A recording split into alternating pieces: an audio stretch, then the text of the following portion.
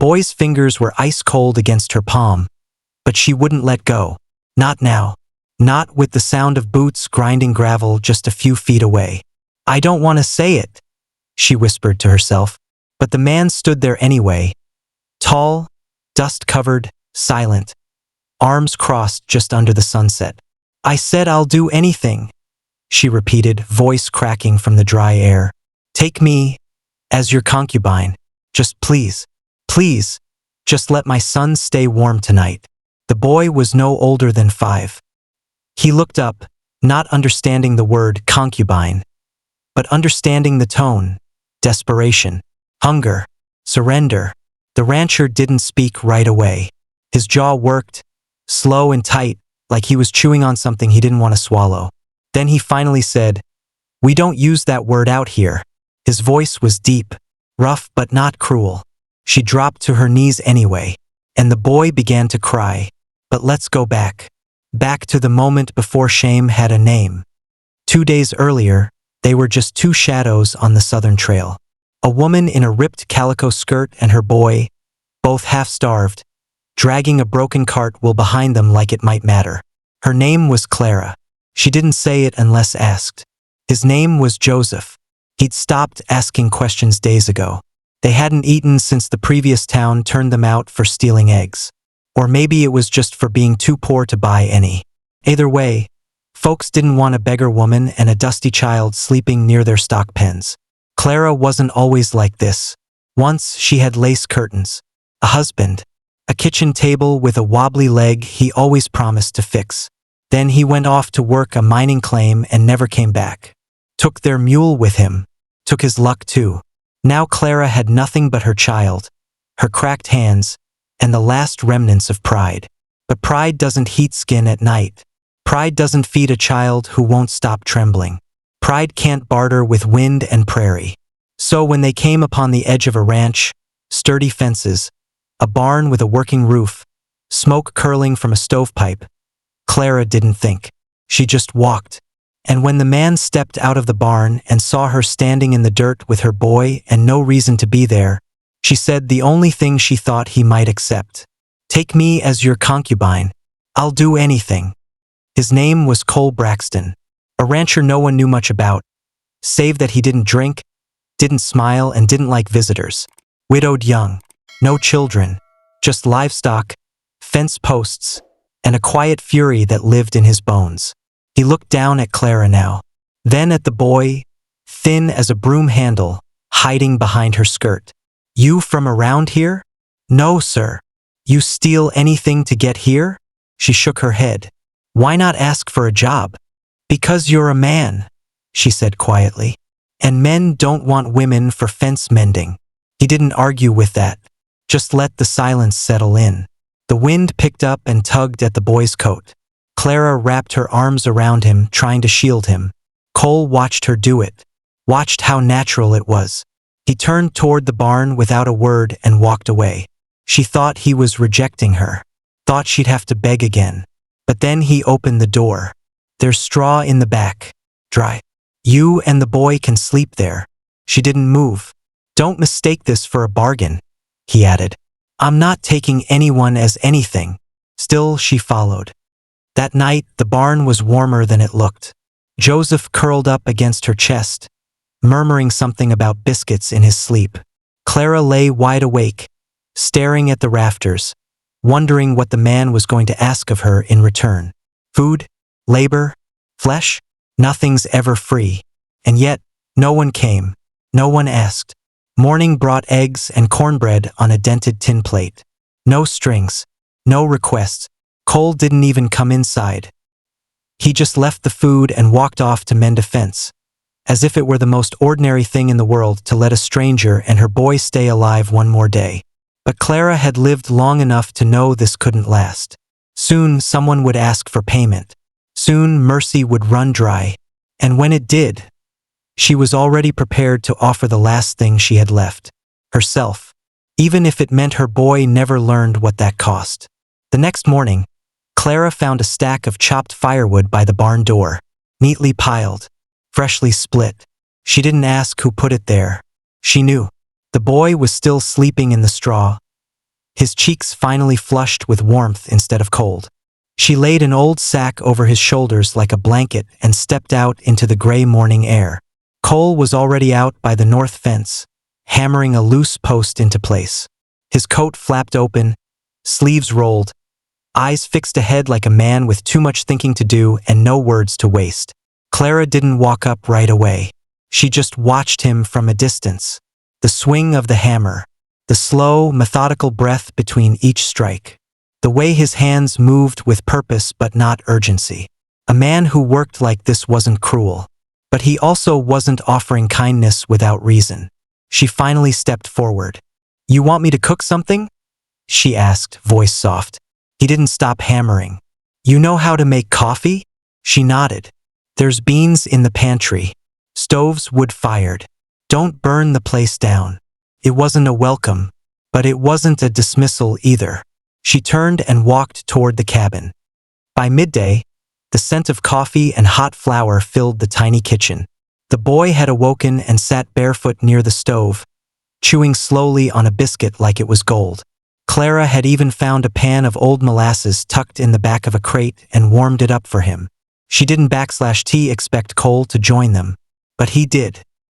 He sat at the table with his hands still dusty from the post, his eyes sharp but not suspicious, just tired, like he'd forgotten what it was to eat with another living soul. They didn't speak, not for the first 10 minutes. Then, halfway through the second cup of coffee, Clara said, "I'm not expecting charity." Cole looked at her, then at the boy. "I didn't offer it." Silence again. Clara took a breath. "I meant what I said yesterday." He set the cup down. "I know." Her eyes dropped to the table. "But you didn't ask." "I know that too." More silence. Then he added, "Because I don't want you like that." The words landed hard. Not cruel, not cutting, but real, like something solid hitting water. Clara stiffened, ashamed and confused. "Then why help us?" Cole leaned back in the chair, his jaw tightening. "'Cause I remember what it's like to bury someone and have the rest of the world step right over you like you're just another fence post that cracked." He looked out the window. "My wife died 6 winters ago. Fever. She was tough. Born out in Montana territory. Stronger than I ever was." He paused, then added, "She died holding my hand. Told me to find something worth keeping. I ain't found much since." He turned back to Clara. "But your boy." "He looked at me yesterday like I still might be." That took the breath out of her. She lowered her gaze.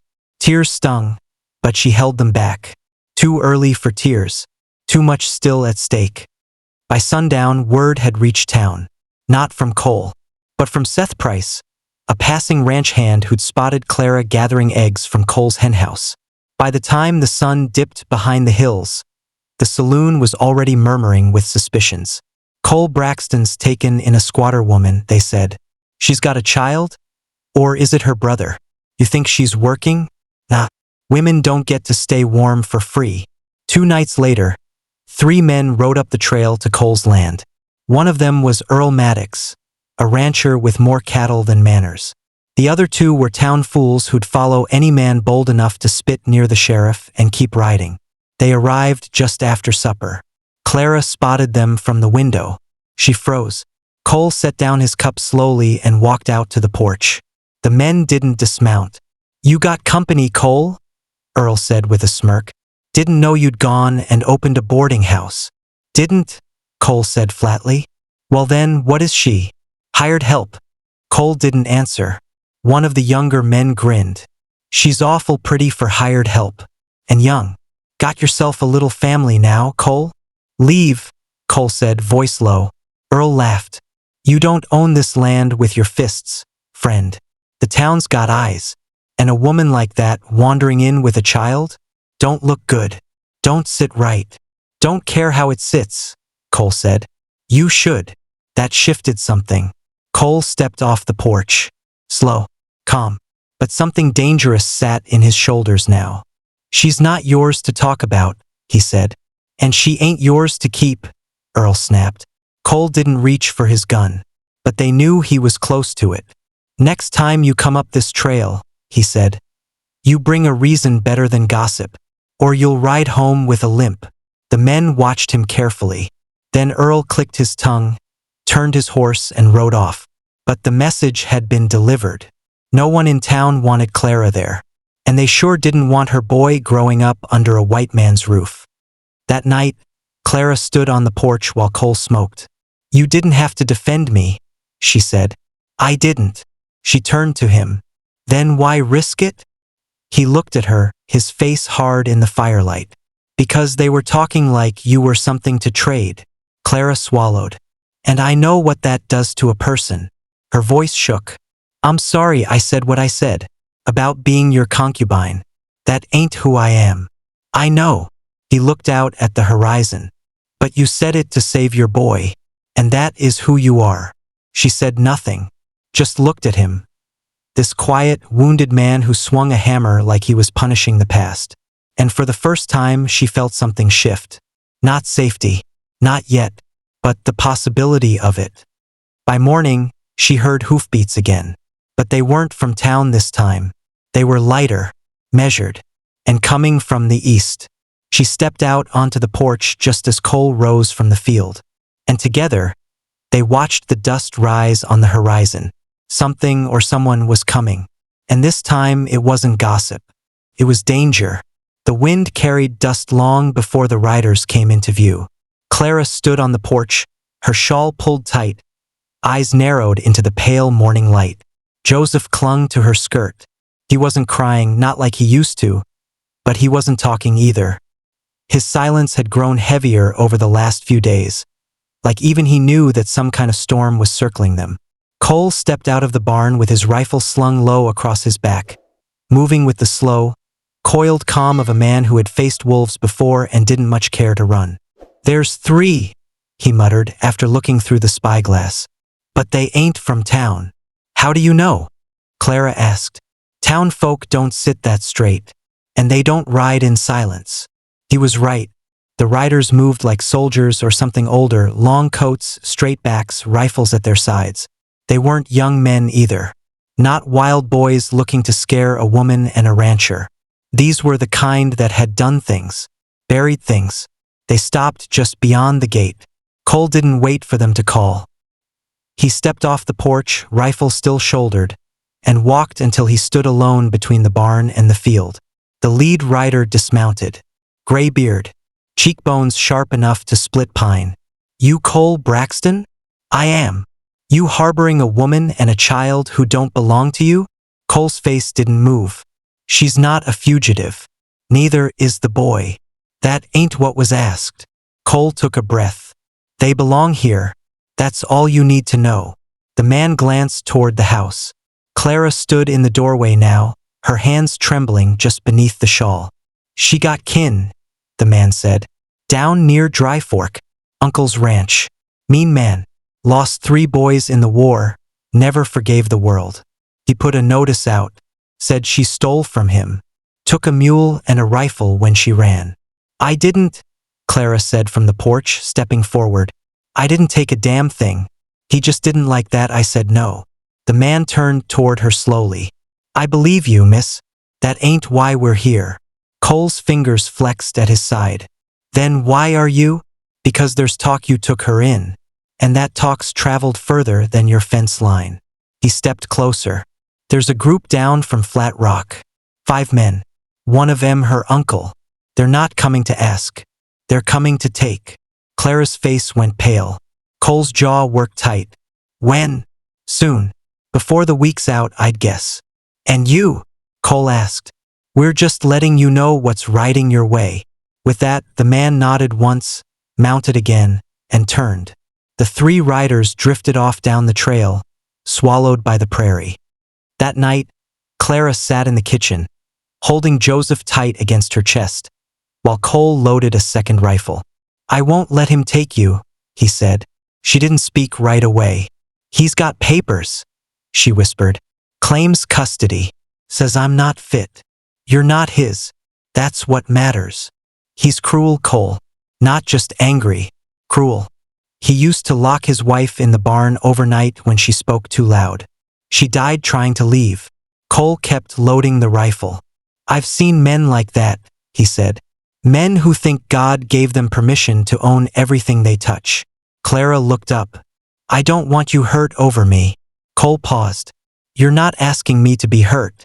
I'm choosing to be. She blinked fast, but he didn't let the moment stretch.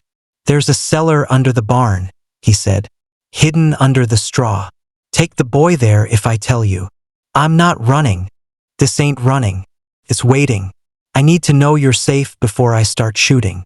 Her hands clenched in her lap. You think it'll come to that? I know men like him. He stepped forward, gentle this time. Sat on the edge of the table. Most men talk first. The bad ones don't. Clara exhaled, then nodded. The third night, the wind changed. It blew in sharp and dry from the east, pushing a layer of smoke from some distant fire. And just before midnight, Joseph woke screaming. Clara rushed to him, but it wasn't fever. It wasn't a nightmare. He pointed toward the window. Light, he said. Cole was already out the door. In the distance, just beyond the far ridge, 5 torches moved in a slow arc, a half-moon coming down the slope. No horses. They were coming on foot, like they wanted to sneak in close. Cole didn't hesitate. He turned to Clara. Take the boy. Get to the cellar. I won't leave. I need to know you're safe before I fire. His voice wasn't loud, but it held the kind of weight that made you listen. Clara pressed a kiss to Joseph's forehead, then ran out the back toward the barn. Cole moved up to the fence line, crouched low, rifle at the ready. He didn't light a lantern, didn't make a sound. He just waited, and when the first figure crossed the fence, boot dragging the wire down with a soft twang, Cole whispered, "Not tonight," and squeezed the trigger. The blast tore through the night like a thunderclap. The man fell. The other 4 ducked and ran behind a cluster of trees, returning fire with short, snapping shots that hissed through the air and hit nothing. Cole reloaded, heart pounding. He didn't shoot to kill the second time. He shot to warn. The bullet hit a tree just inches from a shoulder. The man cursed loud, panicked. "You got no right," he shouted. Cole stood, stepped forward into the moonlight. "You're trespassing," he said, "and you won't get a second warning." Silence. Then the unmistakable sound of retreat. The torches vanished. The boots fled. Only one man remained behind, groaning in the dirt. Cole walked out and kicked the man's rifle away. Looked down at the face twisted in pain. Not her uncle, just a hired fool. The uncle hadn't come at all. By morning, the sheriff rode out with a wagon to haul the injured man back to town. Said he'd heard gunfire and figured it came from Cole. "You gonna press charges?" he asked. Cole shook his head. Let him live with the shame of losing to a man who didn't even need to aim for the heart. The sheriff chuckled. "Town's talkin'. Says you're turning your place into some kind of haven for runaways." Cole just looked over at Clara, standing in the doorway with Joseph's hand in hers. "Maybe I am," he said, and didn't say anything else, because that was all the truth needed. The boy was asleep in Clara's lap when the rain finally came. Not a storm. Not the kind that lashes and breaks and howls, but a soft, steady curtain that washed the dust from the porch planks and made the tin roof whisper all through the night. Cole sat across from her, legs stretched out, arms folded, watching the darkness beyond the fields. He hadn't said much since the shooting. Didn't have to. Some things settle themselves in silence, and Clara had come to understand that Cole Braxton was a man who let meaning live in the space between words. She traced slow circles on Joseph's back as he slept, the firelight flickering across his cheek. He'd stopped shaking, stopped murmuring in his sleep. The bruises under his eyes had faded, and in the dim glow of the lantern, he looked like any other boy, safe, fed, loved. Clara looked up at Cole. "I thought I'd have to give everything just to keep him breathing," she said quietly. "You did," Cole replied after a long pause. She nodded. "But not the way I feared." He let that sit. Then he shifted forward, elbows on knees. "I know what folks in town say. About you. About me. I know too. They think you're a burden I'm shouldering." Clara smiled faintly. "And maybe I am." Cole's eyes found hers. Steady. Honest. No. You're a weight that steadies the cart. Some burdens keep a man upright. The rain made no protest, just kept tapping gently on the roof. Clara's voice was low. You ever think about leaving? Starting fresh somewhere no one knows your name? I did, after she died. Your wife? He nodded. I rode east, got as far as Arkansas. Thought I'd find something better, something quieter. But it turns out peace ain't something you find by moving. You gotta build it. He looked toward the boy. And sometimes it shows up in the middle of a dust trail, with a woman who says a thing she didn't mean, just to save her son. Clara swallowed hard. You forgive me for that? He blinked once, slow. I never blamed you. She held his gaze for a while, then said something she hadn't said out loud in years. His real father wasn't a good man. Not violent, just gone. Even when he was still in the house. Cole didn't ask more. Didn't need to. Clara brushed a strand of hair off Joseph's forehead. Sometimes I look at this boy, and I wonder if it's fair to bring him into a world this heavy. He's got you. She looked at Cole. And now he's got you too. He shifted a little. That's something you want? I wouldn't have stayed if I didn't. He exhaled, then reached for the pot and poured a second cup of coffee. Handed it to her. They sat in the warm, dark quiet, just listening to the rain. No talk of marriage. No promises. Just two people. A woman who had given too much, and a man who had lost more than he said, building something wordless between them. Spring came slower that year. The grass rose in thick, stubborn patches, and the sun stayed behind the clouds longer than it usually dared. But the land grew. So did the boy. Joseph took to chores like he was born with work in his bones. Helped feed the chickens, led the horse to water, even helped fix the back gate when it splintered in a windstorm. He called Cole sir at first, then Mr. Cole, then just, Pa. He said it once, by accident, while handing him a pair of gloves. Cole froze, looked at him, and only nodded. That was enough. The town never apologized. They just adjusted.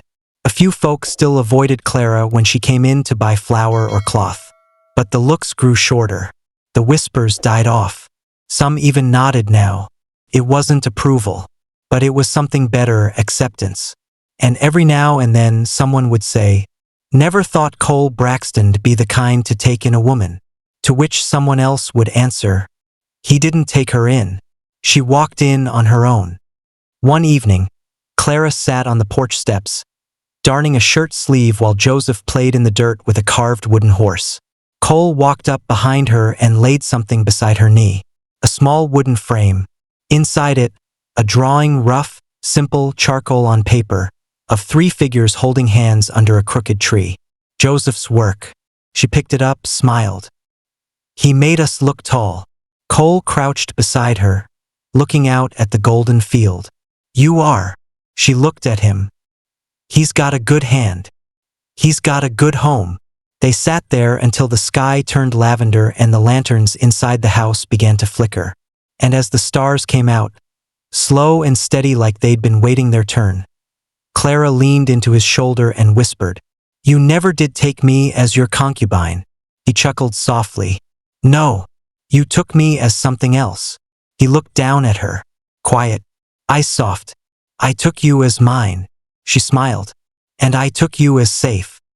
He wrapped an arm around her shoulder, firm but gentle, like a man anchoring his soul to something that could finally hold it. And somewhere in the darkness, Joseph sang a little song he made up, about horses and home and biscuits. And the prairie, for once, didn't feel so empty.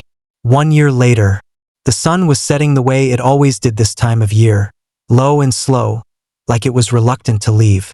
The golden light stretched across the Braxton Ranch, casting long shadows from the porch beams and flickering in the glass of the kitchen window where Clara stood. She was stirring beans, humming softly.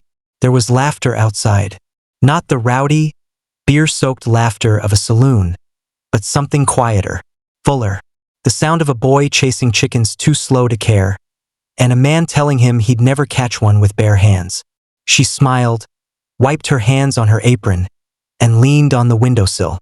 Joseph was taller now. He still wore his hair a little long, and his pants still didn't fit quite right, but his voice had grown stronger, and his shoulders had started to square like coals. He ran barefoot, kicked up dust, and never once looked back to see if someone was watching. Because he didn't have to anymore. He knew someone always was. And Cole?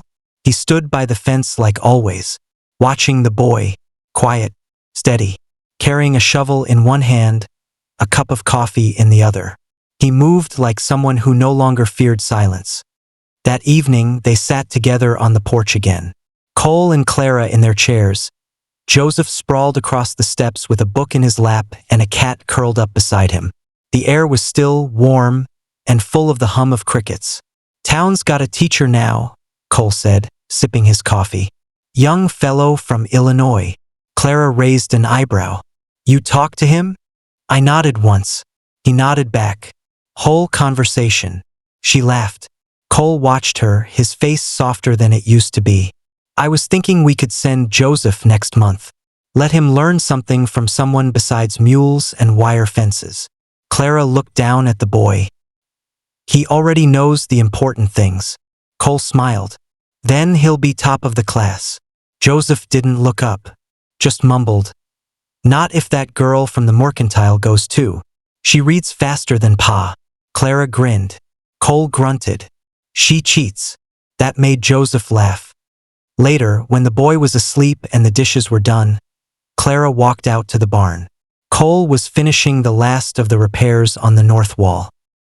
He looked up as she approached, brushing sawdust from his palms. "We ever finish fixing this place?" she asked. "Nope."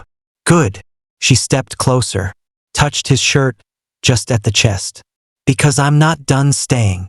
He looked down at her, then pulled a small leather string from his back pocket. At the end of it, worn, simple, hand-carved, was a ring, made from the same wood he'd used to fix the porch rail. The same wood Joseph had carved his little horse from. He didn't say anything, just offered it to her, flat in his palm. Clara didn't say anything either. She slid it onto her finger, and the world didn't change. It just settled, like dust after a long ride. They married in spring, quietly, under the crooked tree out back. No church, no preacher, just Joseph standing proud with the wooden horse in one hand and a ribbon in the other. The same red ribbon Clara had tied to his wrist the day she'd begged for shelter. She tied it now around Cole's, and he didn't flinch. He just held her hand a little tighter. Years later, long after Joseph had taken over most of the ranch work, and long after Clara's hair turned to silver, people in town would still whisper the story. How a poor woman once showed up with nothing but a child and desperation. How she offered herself like a coin to be spent. How the man took her in, but not the way people expected. He didn't claim her. He built something with her. And in the end, she stayed not because she owed him anything, but because love had no price and safety didn't require shame. They were buried side by side under the crooked tree. No stone, just two wooden markers carved with initials, CB and CB, and a ribbon, faded but still red, wrapped gently around the base. A child once tied it there, and a family grew from it.